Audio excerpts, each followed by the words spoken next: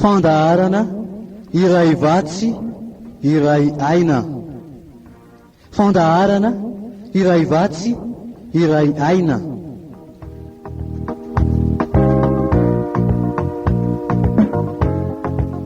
Iarahanao amin'ny mpanompon'Andriamanitra Herliva Razafy Manantsoa.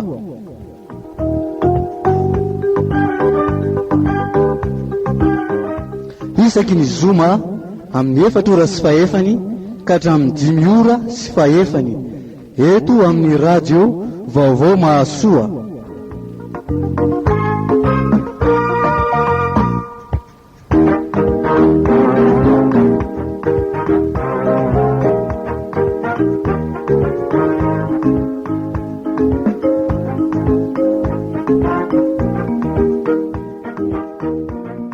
Dia fifaliana indray no azoko miaraka aminao anatin'ity fandaharana izay efa iarahantsika isaky ny zoma.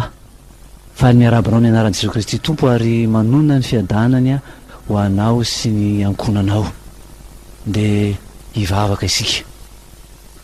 Andriamanitra dia faly izay efa afaka indray miresaka ao anatin'izao fandaharana izao, mandre ny teninao izay tianao ampianarina anay mba hafanay mitombo hatrany amin'ny fahalalananao.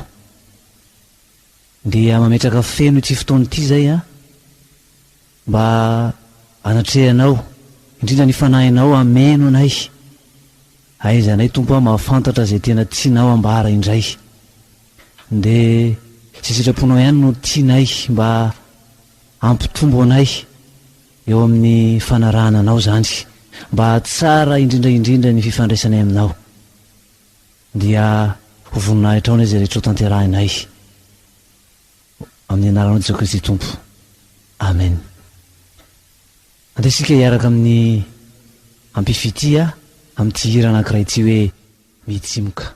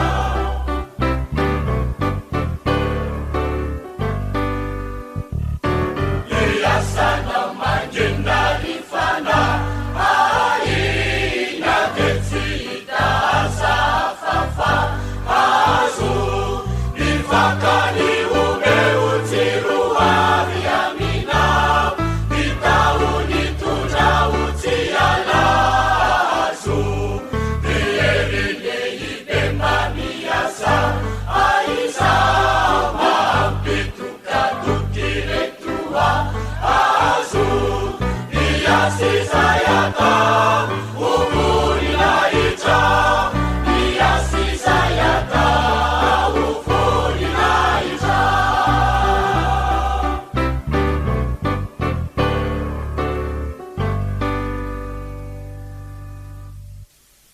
amin'ity androany ity indray a dia andesika hijery ao anatin'ny ankonanao mantsy dia irahantsika mifanerasera isan'andro a raha ray aman-drenitsika dia ny zanaka, raha zanakatsika dia ny ray aman-dreny. Ao amin'izay fifandraisan'ny ray aman-dreny sy zanak'izay a no jerevantsika ka ny olana matetika dia tiatsika daholo ny zanatsika, samy tia ny zanaka daholo ny ray aman-dreny, fa eo amin'ny fomba anehoanan'izay fitiavana zay matetika no tsy mitovy. Zany hoe ny ray aman-dreny zany maneho fitiavana amin'ny zanany a, nefa tsy rehan'ilay zanaka izay hoe izy tiana izay.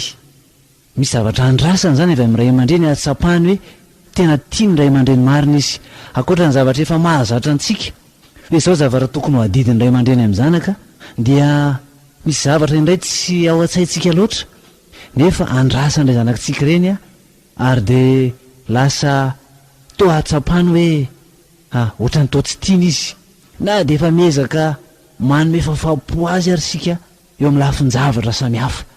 Zay no jerevantsika zany anio hoe ireo faneho-pitiavana 5 izay ahafahany zanaka mahatsiaro fa tena tiana tokoa izy ao amin'izay mahazanaka azy zay. Anisan'ny mahatonga korotany eo amin'ny fihetsepon'ny olona ary miatraika eo amin'ny toe-tsainy, indrindra rehefa lehibe izy ny tsy fahampian'ny fitiavana zay tao anatin'ny fahazazany. Filana fototra eo amin'ny olombelona mantsy ny indrindra ao anatin'ny fahazazana ny hotiana sy ny hity. Rehefa mahatsiaro hotiana ny ankizy dia tsy dia be fanahina izy, milamin-tsaina. Izany hoe manana antsoina amin'ny teny frantsay hoe sentiment de sécurité zany. Ka raha ohatra tsy mahatsiaro tsy tiana izy ao anatin'ny tokantrano dia manjary lasa be fanahina, manjary tsy mahatsiaro an'izay le sécurité zay ao anatin'ny tokantrano na amin'izay alehany zany. Ka raha metraka fanontaniana todika manokana amintsika ray aman-dreny izay efa manan-janaka, satria mo faneho-pitiavany ray aman-dreny amin'ny zanaka no jerevantsika. Raha notanetsika manao hoe tianao ve ny zanakao, dia ohatrany hoe fanontaniana tsy tokony hapetraka, satria iza no tsy tia ny zanany. Toa marina zany raha jerena maimaika amin'ny fomba fijery, raha jerena amin'ny fomba fijery akapobeny zany dia marina tokoa fa tia ny zanany daholo ny ray aman-dreny.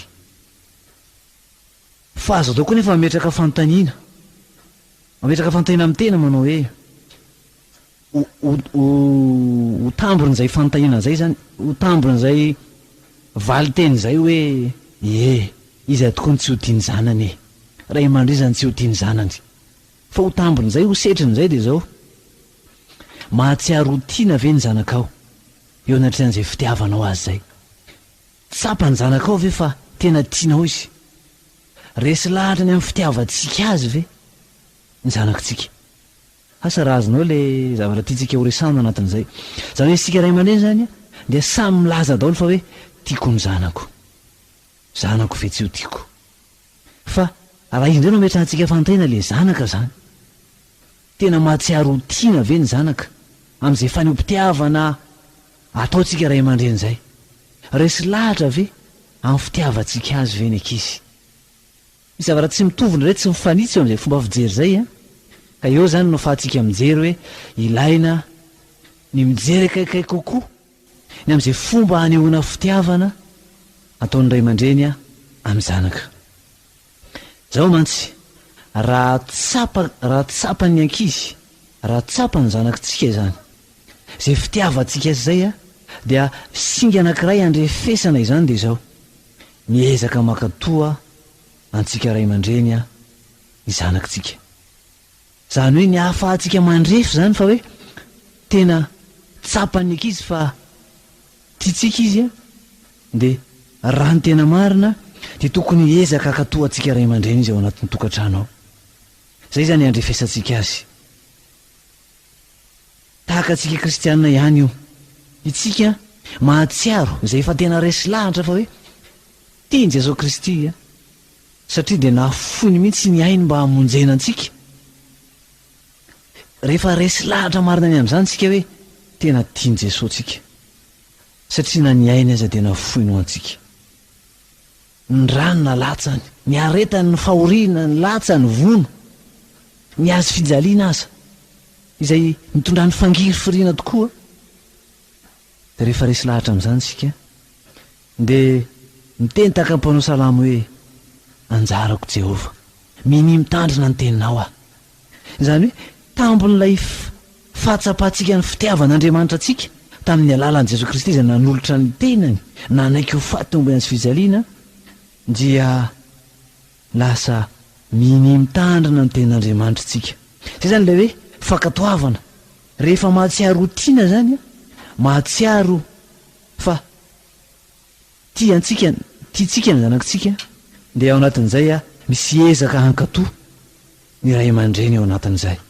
Zay le hoe ahafahantsika mandrefy zany. Dia ahafahantsika ihany koa zany mandiny tena hoe eo anatrehan'izay nitiavan'Andriamanitra antsika izay, eo anatrehan'izay hoe nomen'Andriamanitra antsika ny zanany. Dia afaka mandiny tena koa tsika hoe tena tsapantsika ve zany fitiavana zany, ahafahantsika mankatoa an'Andriamanitra. Fa raha toa zany hoe tsy dia mampanina antsika loatra, izany hoe andahan'Andriamanitra, tsy ankatohan'Andriamanitra izany dia eo tsika afaka mandrefy hoe tena azotsika ve zany fitiavan'Andriamanitra antsika zany nanomezany an Jesosy Kristy, netezany Jesosy Kristy ho faty hamonjy atsika. Misy zavatra anankiroa azo ampilaharina tsara mihitsy eo amin'izay hoe fanehom-pitiavana, fahatakarana ny fitiavana Andriamanitra antsika izay tamin'ny alalan'i Jesosy Kristy, sy ny hoe fahatakarany zanakitsika ny fitiavantsika azy mba ahaizany hiezany ihany koa ankatoa antsika ray aman-dreny zany. Ny zava-misy mantsy dia izao zany, tiantsika ny zanakitsika marina zany, miezaka maneho fitiavana isika, vidiana ho azy zavatra, miezaka mafy tsika zany mividy zavatra aneontsika fitiavana azy, miezaka tsika manome sakafo azy, miezaka tsika mampianatra azy, miezaka tsika manao zavatra rehetra izay ahasoa ny zanantsika. Marina zany. Zany ilay ataontsika anehoantsika fitiavana an'ireny zanantsika ireny. Tokony atao zany ary adiditsika izany, satria zoan'ny zanakitsika ihany koa ny anao an'izany. Ary zany ary dia teny tompo mihitsy hoe raha misy tsy mamelona ny ankonany dia efa miala amin'ny finoana izy. Adiditsika ny mamela ny ankonantsika, fanehoantsika ny finoantsika izany. Saingy izao, raha akoatra izay zavatra efa ataontsika izay ary adiditsika amaray aman-dreny izay dia misy zavatra ihany koa.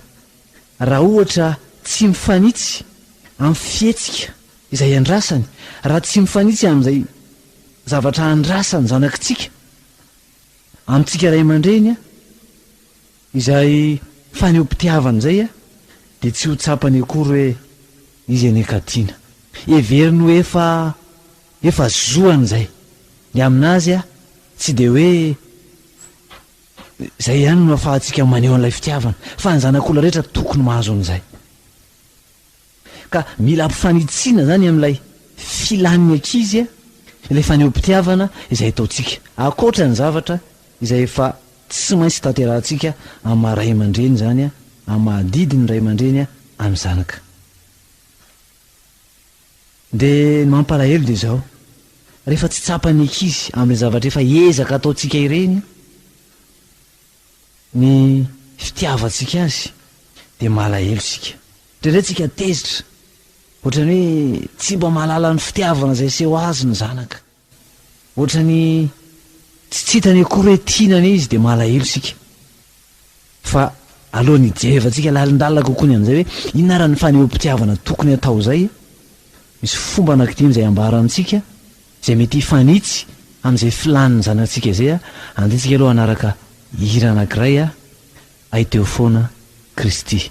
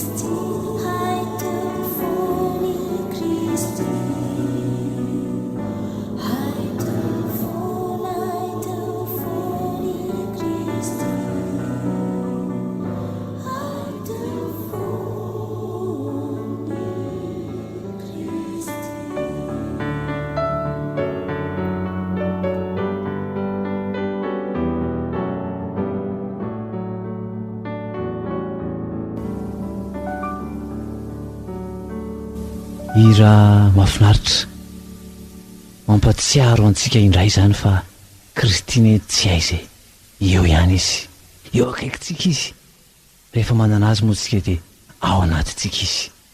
Ary izay mampatsiaro antsika ary mamerina indray ao an-tsaintsika hoe tia ny tomposika nanaiky ho faty izy ho avitra noho ny fahotantsika, ary mitambina izay dia zao hoe fankatoavantsika azy aneo antsika ihany koa fa tiantsika Jesosy Kristy dia tsy misy afa-tsy izao hoe raha tsy hainareo ny tompo dia hitandrina ny didiko.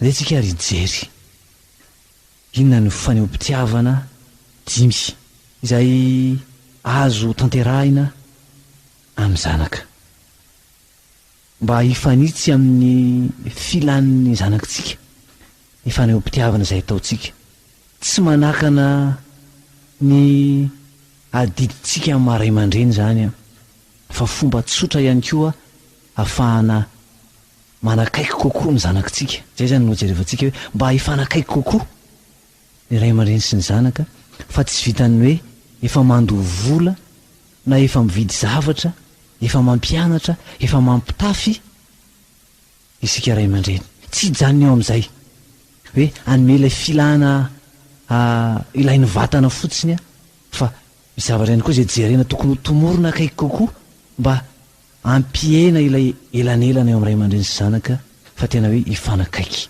ny zanaka sy ny ray aman-dreny, ahamora ny fitezana ataontsika ihany koa izay zavatra izay. Voalohany ary dia mety zavatra tsy de mahazatra atsika loatra izy ity. Teny mampiseho fitiavana. Zay zany ny voalohany. Teny mampiseho fitiavana. Teny feno fitiavana sy mampahery. Teny atao ampahatsorana. Eo amin'izay teny milaza fitiavana zay matetika manavy antsika loatra ny milaza azy. Kanefa de izao, tena mahakasika ny fonony zanakitsika, ny teny izay ataontsika, ny anambarantsika amin'ny fototsotra sy mahitsy, ny amin'izay hoe teny mampiseho fitiavana izay. Zay tsika ka ohatra, zavatra tsotra fotsiny nefa de mampifanakaiky ary mety ampangorakoraka ny fonony zanakitsika izay teny izay, izay fitiavana izay. Ohatra, tiako be anie ty zanako ty raisitsika izy, tena tiako anie ty zanako ty. Mety zavatra mbola tsy nitonony vavantsika tamin'ny zanakitsika zany, mety heverintsika ohatrany hoe maivana sy hoe tsy de misy lanjany loatra, nefa ambarako anao fa na eo ampivady aza, eo ampifankaty aza, de ambara izay fitiavana izay. Ary misy akony any amin'ilay mandray an'izay teny izay, izay teny tao tsotra nefa mifono fitiavana ngezabe ao anatiny. Ilay teny ambara zany de zay hoe tiako zay, tiako. Zay fomba ilazantsika azy, izay toyeny mety amenotsika azy, tsy maninona fa ilay hoe tiako ianao. Na tonontsika mihitsy ny anarany vao maika ahenony fa tena hoe izy mihitsy ka ilay tiana ambara ao anatin'izay hoe tiana zay. Ohatra, Mikael ve ny anaran'ny zanakao, de ataovy ohatra hoe tiako anie Mikael le reny zay. Tena heno hoe mifanakaiky eo anatrehan'izay. Mety tsy mahazatra antsika loatra zany, ohatrany hoe hafahafa zany, ohatrany hoe efa tiako izy ko inandray moa no mbola hitenenako an'izany. Tsy mitombony zany, fa mila miteny mihitsy sika an'izay fitiavantsika azy zay. Tsy mahazatra angamba anao, mety tsy mahazatra antsika kanefa de zao, mampifanakaiky antsika amin'ny zanakitsika zay. Manandramy ianao mba manao an'izany. Raha mbola tsy nanao an'izany ianao, mamparay aloha anie de zao hoe rehefa manomboka tonga eo amin'ny fahatanorana izy, 12 taona, 13 taona raha vehivavy, 14 taona, manomboka mialehibe ny vatany, de raha vehivavy izy de mitovy lahy kely amin'izao fotoana izao, mahita ny zavatra samihafa eo amin'ny fiarahamonina, de izy no anambara izay voalohany amin'ny zanakao, raha vavy ny zanakao, hoe tiako ianao. Ianao raha mbola tsy nilaza an'izany tamin'ny zanakao, any ivelany izy no mandrehany zany hoe misy olona tia azy ony, tena ny teny mivatana taminy fa tia azy, de ho sahirantsika fa lasa any reny lasa ametrahany an'ilay fitiavana satria tena nilaza taminy fa tia azy. Tsy ilay zavatra efa anehoantsika fitiavana ara-materialy no lazaintsika hoe tiatsika izy, fantany zany. Fa teny tsotra tahak'izay tena atsapany faty. Andeha ho tantarako tantara anankiray ianao. Nisy tovavy kely anankiray, vao 12 taona izy vehivavy moa fantatritsika tsara, raha misy lehibe vatana ao anatin'izany fa 12 taona an'izany. Na olana tovolahy anankoroa 12 taona izy io, zany hoe ny violeny zany. De fantatra ny ray aman-dreny le izy de nitory ny ray aman-dreny, ary de naka mpisolo vava reto ray aman-dreny. Ary rehefa nanontaniany ity mpisolo vava ity, izay kristianina, ilay zazavavy, hono anaka, nahoana izy roalahy, nahoana izy roalahy ireto no de nanararaotra anao tahaka izao, nefa ianao mbola kely. Hono anaka, nahoana de no araraotony reto izy mirahalahy ireto ianao anatin'izao mbola fahakelezanao zao. Nangina sekondra vitsivitsy ilay tovavy, ary dia indreo ny raraka teo amin'ny takolany ny ranomasony, ary dia namaly mora izy hoe izy roa lahy ireo nandray ahy teo atratrany ary namihina ary nanambara tamiko fa tia izy. Olay mpisolo vava nanohy ny fanontaniany hoe kanefa dia fantatrao tsara anaka fa tsy izany akory ny tao anatiny, fa fitaka ihany zany mba azahoany manararoatra anao. Dia nieritreritra ilay zazavavy,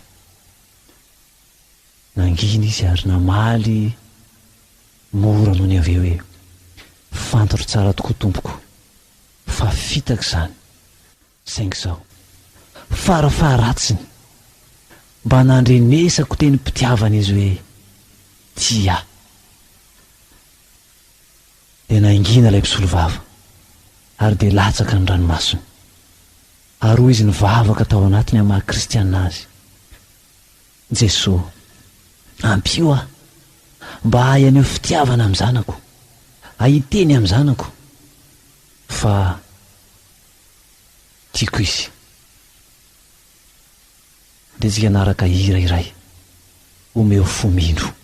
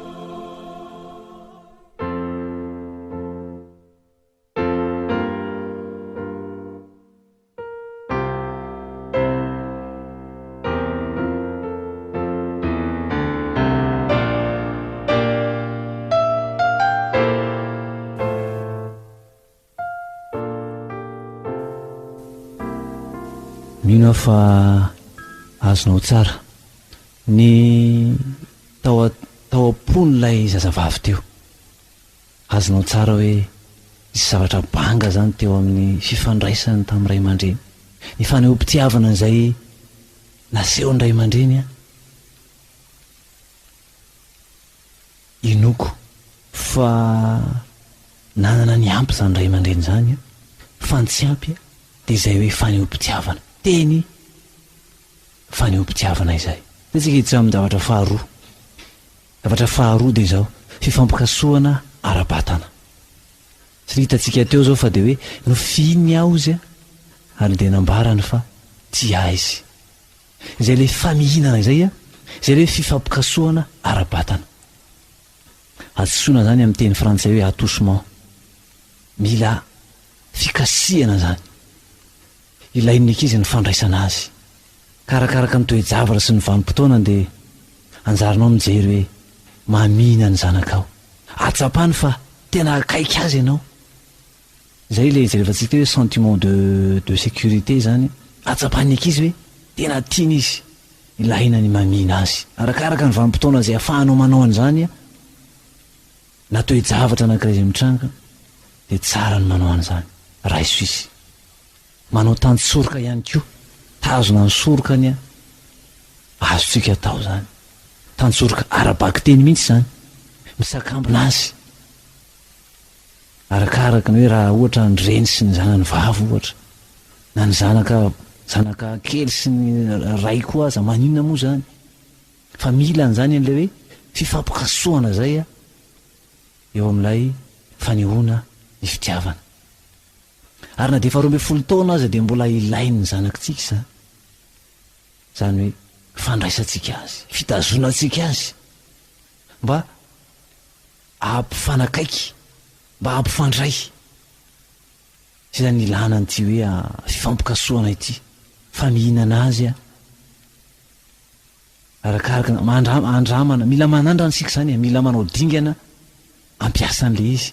Fa raha averintsika fotsiny hoe izany fotsiny ve dia maninona fa zao manandrama ianao, raha sitraka ao dia zao andramo, ataovy, atsapanao hoe manao hoana, azonao jerevana mihitsy ny endriny, azonao jerevana ny airany zany ao anatrehan'izay hoe famihinanao azy zay. Itenanao ihany koa hoe tiako anao sady fininao izy a, manandrama raha mbola sy nanao an'izany any ianao hoe, dia ho hitanao hoe na zavatra mety hiteny zavatra aminao izy eo aorianan'izay, mety misy zavatra mbola tsy sahan'resahana taminao nefa aorianan'izay fihetsika eo zay a, dia mety eo no asahinanambara aminao hoe dada misy an'izao, na hoe neny a misy an'izao, satria mahatsiaro izy fa akaiky anao amin'izay dia tsy mampatahotra azy tsony, manambara an'izay mety ho everiny ho tsy ambaratelony, na mety ho zavatra mampatahotra azy ny laza azy amintsika satria misy an'le elanelana. Asa azonao izy zavatra tsy nambara amin'izany, fa rehefa fininao izy dia tsapany hoe tena akaiky azy nendry, akaiky azy dada. Mila manandrana sika zany, fa aza tonga dia tsaraina hoe zany ve izy fiatraikany, fa tena misy fiatraikany zany. Manandrama aloha dia ho hitanao hoe aiza tokoa no mety ho akon'izany zavatra zany. Raha mbola tsy nanao anao indrindraindrindra dia tarika ny sainao hoe ataovy, fa mahasoa ny fifandraisanao amin'ny zanakao zany, manala ny elanelana misy eo aminao sy ny zanakao zany. Zavatra fahatelo a, fanokanana fotoana iarahana aminy, fanokanana fotoana iarahana aminy.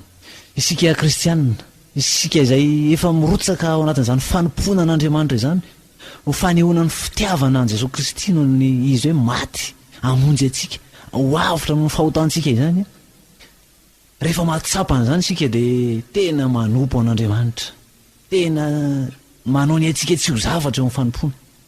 Fa nefa mila jerevana ihany, na izazy miteny aminao raha dia mila mandinika an'izany hoe ahoana tokoa moa ny fotoana iarahako amin'ny zanako, misy ve ny fotoana iarahako amin'ny zanako, mba hoe tsy hoe io fotoana iarahana amin'ny zanako io zany dia tena hoe fotoana hanaovana izay tiany, inona ny zavatra tiany anasany atsika, dia izay no atao anatin'io fotoana io. fa tsy hoe zay tiatsika zany. Satria no ny asa mandrarahantsika so ny adidy samihafa dia tena la mila tsy hanana fotoana iarahana amin'ny zanaka ntsonytsika. Anika raha misy aza fotoana mba irahana aminy dia fotoana anaovana moraly, fananarana. Dia izay tsy ho amin'ny tombontsoany, tsy amin'ny tsy hoe tsy ho amin'ny tombontsoany. Izay zavatra izay tsy hoe ho amin'ny filany loatra zany, fa fantatsika hoe ahasoa azy le hoe ao anatin'izay tsika dia hananatra azy, hanoro hevitra azy. Fa tsy izay zany ty fotoana resahany ity, ilaina ny manao an'izay ary tokony hanana fotoana anaovana an'izany tsika ray aman-dreny. Fa ity fotoana iarahana amin'ity dia fotoana hanaovana izay mahafinaritra azy, izay hanasany atsika. Misy kilalao tiany ve ohatra dia manasa atsika izy hoe dada andao atsika hiaraka anao an'izao, na hoe neny andao hiaraka anao izay. Mila manokana fotoana tsika amin'izay mapety atsika iarahana aminy anaovana an'izay. Mampifanakaiky zany, mampiena ilay elanelana, manafoana mihitsy an'ilay elanelana izay misy eo amin'ilay ray aman-dreny sy ny zanaka. Eo amin'ireny le anatra ireny mantsy, eo anatrehan'ny fananarana, mety eo anatrehan'ny kapoka, ohatra ny heveriny lasa misy elanelana zany eo amintsika ray aman-dreny sy ny zanaka. Fa eo anatrehan'ireny fanehoam-pitiavana ireny indray dia manakaiky indray izy. Ka ilaina zany izay izay hoe fotoana, fanokanana fotoana iarahana amin'ny zanaka izay. Dia tsika hianaraka tantara kely anankiray indray afahantsika mijery hoe tena mitombona ve zany zavatra zany, ilaina tokoa ve zany. Misy zazalahy kely anankiray tena tiany rainy be mihitsy izy, tena tian'le rainy mihitsy izy, hividianany kilalao matetika ary dia nanana kilalao be dia be mihitsy ty zanany ty. Saingy zao mitsininy le zao tsy mba nahana fotoana niarahana tamin'io zanany io mihitsy izy, miaraka manao zavatra tian'ilay zanany zany. Nangataka ary ty zanany ty indray mandeha, tsy nijanona nangataka tamin'ny rainy mihitsy izy mba hanamboatra trano kely teo tokotany izy mianaka, hoe mba hiaraka hanamboatra trano kely amin'ny dada. Dia nanaiky rainy, no ny farany izy dia nanaiky any, satria mahatsiaro tokoa fa toa tsy mba manana fotoana atokana ho an'ity zanany ity. Indrisy anefa fa tsy arakarak'izay le faniriana zay, fa dia misy hatrany ny zavatra izay nameno ny fotoana nyty rainy ity, ka tsy nahafahany mijery fotoana irahana amin'ilay zany anaovana an'ilay trano kely. Ny kilalao anefa dia manana be dehibe ilay zanany, ary dia mbola mividy foana rainy. Fa zao tsy dia nahoan'ilay zanany tsony reto kilalao be dehibe, fa ny tao an-tsainy dia hoe roviny ilay fotoana iarahako amin'ny dada ahafahany manamboatra an'ilay trano kely. Indray andro nampalahelo, voadona fiara ilay zanany, ary dia tena vomafy tokoa, ary dia nentina tany amin'ny hopitaly, ary dia tena nahina be mihitsy ny ain'ity zaza ity.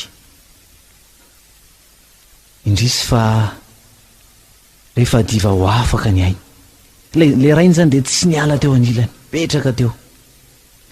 Rehefa diva ho afaka ny ainy, ora maromaro talohan'ny hataperan'ny ainy, dia izao notenin'ilay zaza tamin'ny rainy: dada, toa tsisy fotoana iarahantsika intsony anamboarantsika ilay trano kely.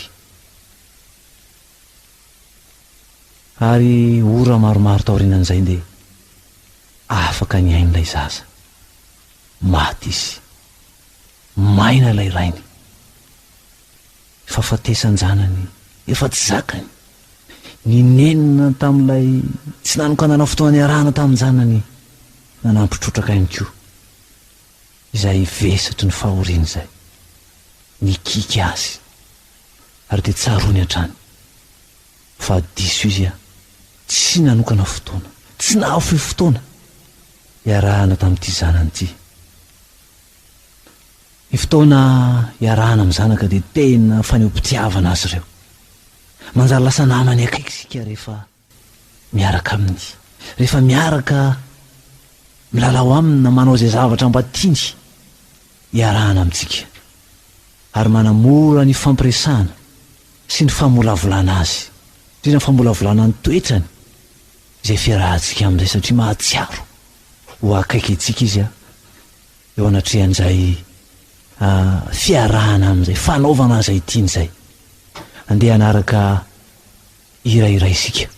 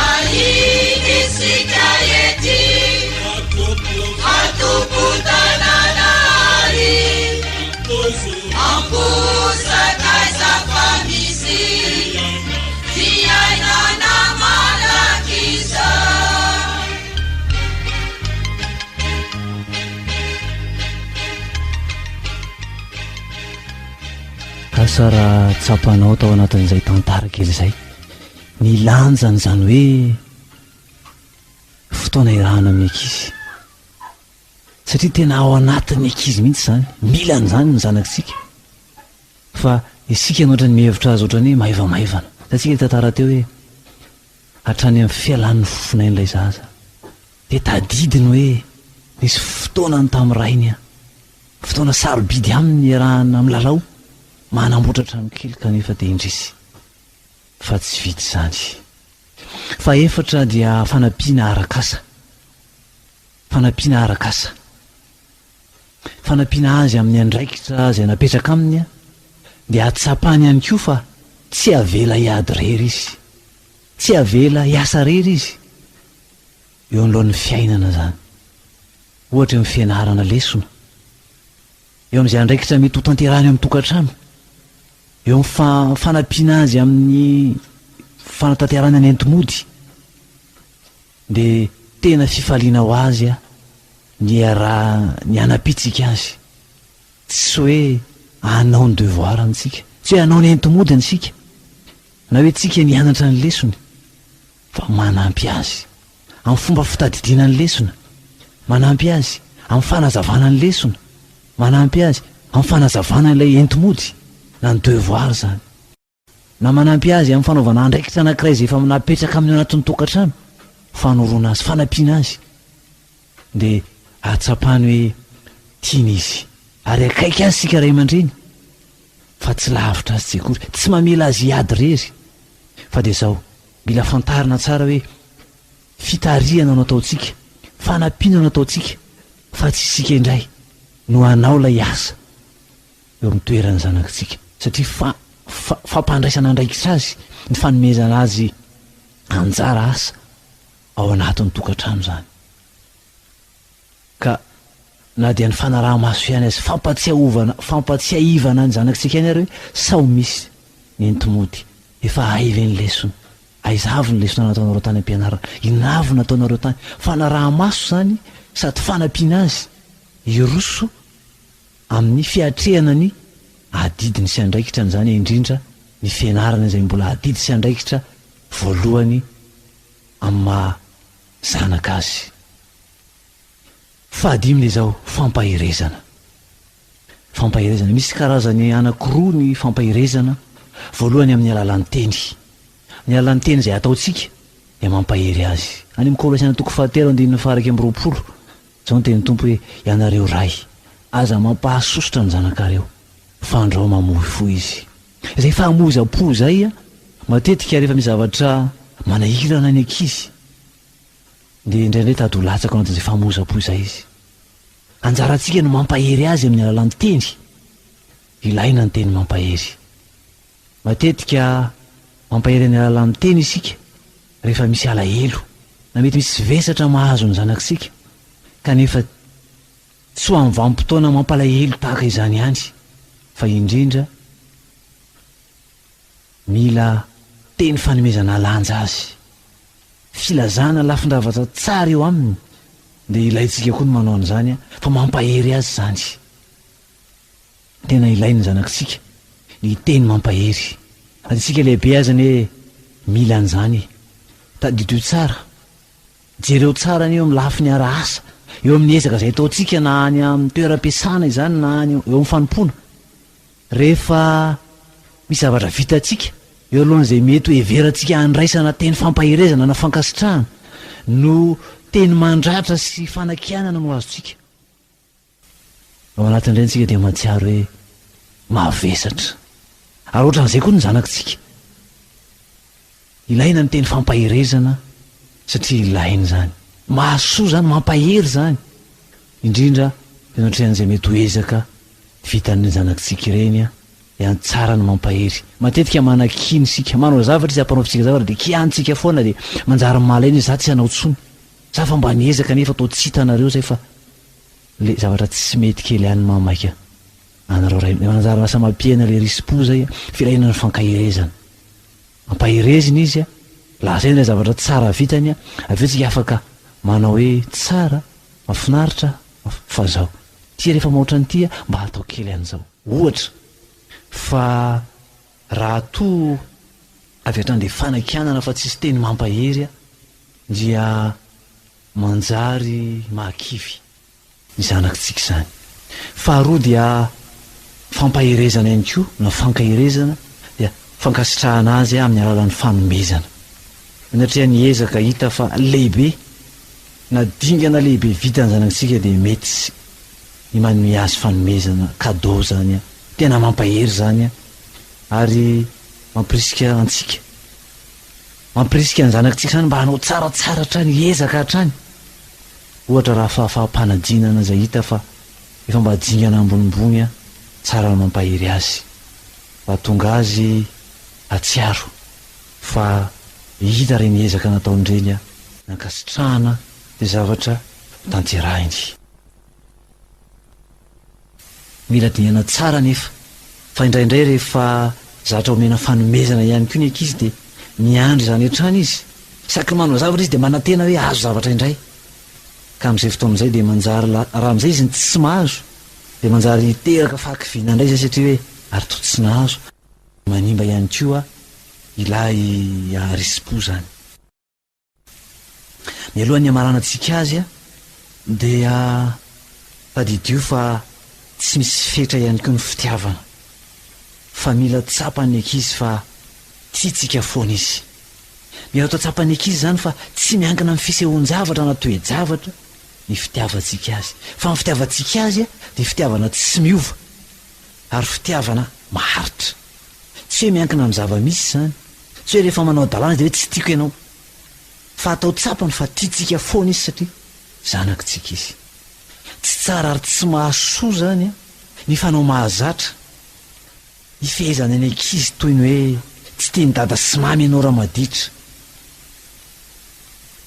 Indraindray tsika lasa lavitra ohatra hoe tsy tia ny Jesosy ny ankizy maditra. Tsy zany, fahadisoana zany ary tsy ara-tsoratra masina zany. Atao fitaovana entina hanovana ny toe-tsain'ny ankizy na hamolavolana azy ny hoe fampitahorana azy amin'Andriamanitra. Ho Jesosy Kristy, hoy ny ten'Andriamanitra, fitiavana mandrakizay no itiavako anao.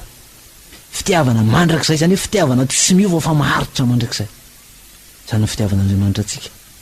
Fa tsy Jesosy tsy manao hoe tsy tiako ianao rehefa maditra. Ny ditra sy ny fahadalàna no tsy tian'i Jesosy Kristy, fa ny olona dia tian'i Jesosy foana. Fitiavana mandrakizay ny tiavako anao. Ary zany toetra n'Andriamanitra zany tokony hananantsika hoe tiatsika foana ny zanakitsika na dia manao an-dalàna azy. Eto malahelo tsika eo anatin'izany fa zao atao fitsapany hoe tiatsika izy fa malahelo kosa tsika eo anatrehan'ny fahadalàna, mampalahelo an'i Jesosy ihany koa ny ditra sy ny fahadalàna. Tena marina anie dia tsy tena ao anatintsika ny hoe tsy tiatsika izy, fa tiatsika ny zanakitsika.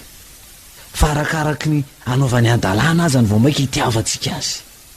Ary zany indrindra ny tokony atao tsapany sy aseho azy fa dia vao maika tiatsika izy eo anatin'izany fahadalàna zany.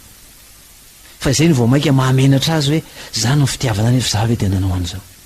Tsy mendrika an'izany fitiavana roa zany fa ny fahadalàna no mampalahelo sy mandratra antsika.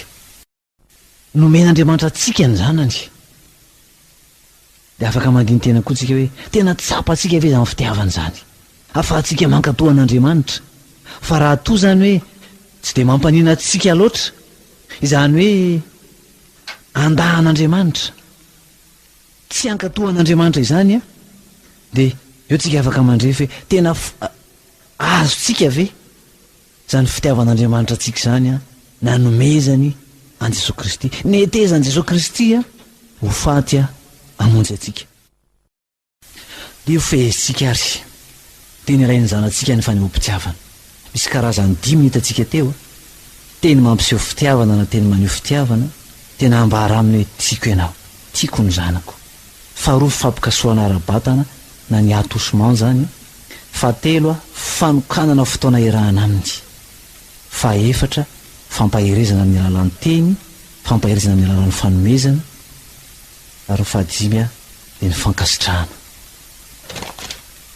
Miankina amin'ny ankizy tsirairay avy ny mety andrasany eo anatrehan'ireo zavatra anankidimy ireo. Mety ho miray amin'ireo ihany ny tiany, mety ho izy 2, mety ny anankitelo, mety ny 4, mety ho izy 5 mihitsy ary dia samy andrasany amintsika.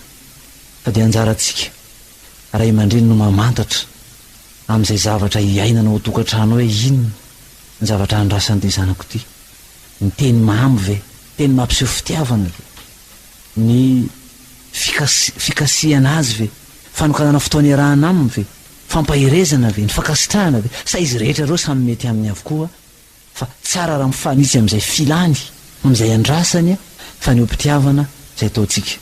Tsy de misy fidiana vola lafo reo ray aman-dreny namana, tsy de misy fidim-bola ireo, finiavana anatanteraka azy izay no andrasana amintsika.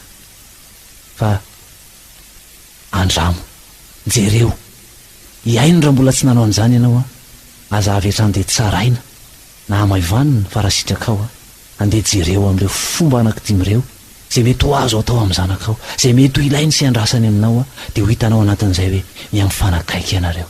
Ary mora amintsika ny mamolavola azy satria fanakaiky sika, ivavaka sika.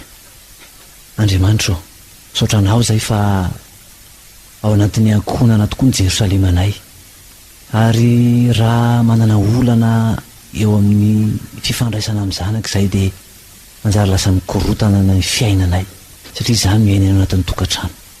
De ampianaro anay ary zay tianao, ahafahanay manakaiky tsisy elanelana amin'ny zanakay, fa tena ifampitatana, ifankaty izahay sy ny zanakay, de mifahendrena ny zanakay rehetra Andriamanitra, satria mpianatra ao zay ary vavolombelonao, ary izahay no filazantsara mivelatra avakin'ny olona rehetra, de misaotra ny amin'ny fitiavanao, ampitoerao anatin'izay rehetra avy zay rehetra kasitrahanao tamin'izay rehetra voambara Tompo. Misaotra indrindra Jesosy amin'ny anaranao riryanao fany mangataka izany. Amen.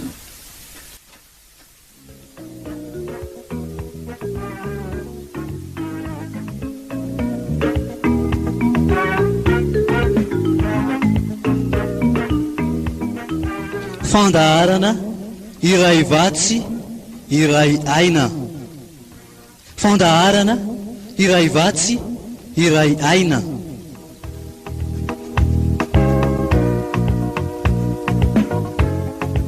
Iarahanao amin'ny mpanompon'Andriamanitra Herliva Razafy Manantsoa.